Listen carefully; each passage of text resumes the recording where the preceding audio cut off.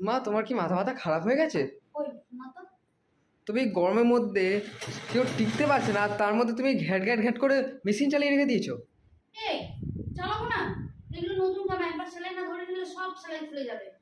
তুমি এখানে সেলাই ধরে নিচ্ছি। তুমি মা দয়া করে এই গরমের মধ্যে বেশি কাজ করতে যেও না। তুমি একদম একটা জায়গায় চুপ করে এসে বসো। তোমাকে শান্তি করে বসতেই দেখি না। তুমি এসো, তুমি এখানে শান্তি করে ফ্যান চালিয়ে উপরে শান্তি করে বসো। হ্যাঁ, ততক্ষণ আমি আমি তোমার একটু- দু চোখ ভরে দেখি একটু ভালো করে। তুমি একটু শান্তি করে বসো, ততক্ষণ আমি একটু টিভিটা দেখে নিই। আমার ডিস্টার্ব হচ্ছে।